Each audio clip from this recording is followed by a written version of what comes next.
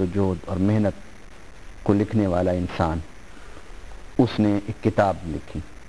اب اس کتاب میں حضرت عیسیٰ علیہ السلام کے بارے میں بھی اس نے لکھا، اور اس کتاب میں اس نے نیوٹن کے بارے میں بھی لکھا، اور وہ شخص جو لکھنے والا ہے وہ نسل کے اعتبار سے کرسچن تھا اور علم کے اعتبار سے وہ سائنسدان تھا۔ اب اس نے 100 بڑے لوگ دنیا سے اکٹھے کیے، ان کے احوال لکھے، ان کے بچپن، ان کی جوانی، ان کا لڑکپن، ان کی جدوجہد انسانیت کے لیے محنت، اس سب کو مرتب کرنے کے بعد جب اس نے ترتیب اس میں پیدا کرنے کی کوشش کی تو اس ترتیب میں اس نے سب سے پہلے جو نام لکھا، اس نے نام حضرت محمد الرسول اللہ صلی اللہ علیہ وسلم کا لکھا۔ گویا حضور صلی اللہ علیہ وسلم کی سیرت کی بلندی اور عظمت یہ ہے کہ جو دوسرے لوگوں نے بھی تسلیم کی ہے، جن لوگوں نے فتوحات کی ہیں، ان لوگوں نے فتوحات کرتے ہوئے انسانوں کے سروں کو فتح کیا ہے، اور ایک ایک فتح کے پیچھے لاکھوں انسانوں کا قتل ہے۔ آپ نے جن فاتحین کا نام لیا ہے، ان فاتحین کی فتوحات کے پیچھے لاکھوں تو بڑی کم تعداد ہے، مورخین نے کروڑوں تک لکھا ہے کہ انسان ذبح ہوئے، اور نبی پاک صلی اللہ علیہ وسلم کو اگر آپ فاتح کی حیثیت سے دیکھتے ہیں تو پھر فتح مکہ کے واقعے کو دیکھیے کہ آپ جب فتح مکہ کرتے ہوئے مکہ میں داخل ہو رہے ہیں تو مورخین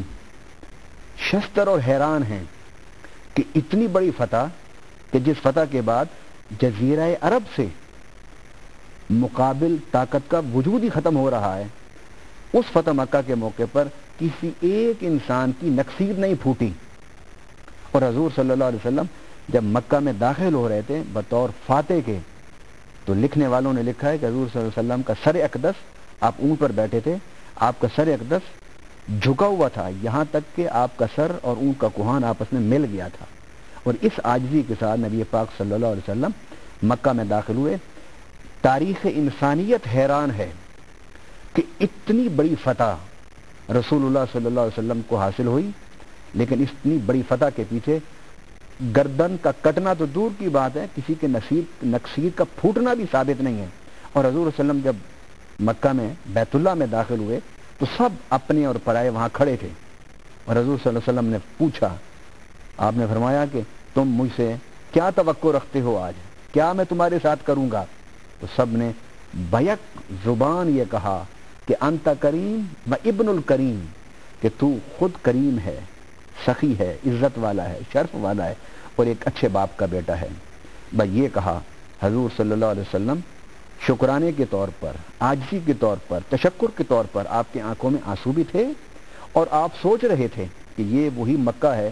جہاں سے مجھے ہجرت کرنے پر مجبور کیا گیا تھا، اور میں رات کے اندھیرے میں یہاں سے ہجرت کر کے گیا تھا اور روتا ہوا گیا تھا، اور اللہ کے گھر کو کہتا ہوا گیا تھا کہ میں تجھے چھوڑ کر نہیں جانا چاہتا، لیکن اللہ کا حکم ہے تجھے چھوڑ کر جا رہا ہوں۔ آج اللہ نے وہ عزت عطا فرمائی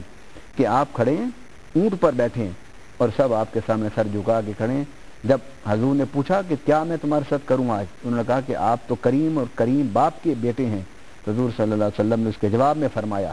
اذهبوا فانتم الطلقاء، جاؤ تم سب آزاد ہو، میں تم سے کوئی بدلہ نہیں لیتا، آج میں تم میں سے کسی سے کوئی سزا نہیں دیتا، میں تم سے کوئی انتقام آج نہیں لیتا۔ آپ ہٹلر، آپ باقی جو فاتحین ہیں، ان کی اگر آپ زندگی کو دیکھیں تو کروڑوں لوگوں کے سر ان لوگوں نے کاٹے ہیں،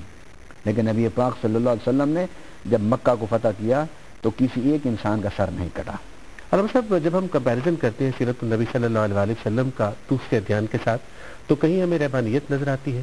کہیں پہ ہمیں نظر آتا ہے کہ جناب آپ دنیا کو چھوڑ دیجئے اور صرف اپنے آنے والے کل کو سنواریے، یا صرف اپنے آپ کو سنواریے، یا آنے والے دن کا کوئی تصور ہی نہیں ہے۔ جبکہ آپ صلی اللہ علیہ وسلم کی زندگی کو جب ہم دیکھتے ہیں تو یہاں پر ایک باپ کے طور پر،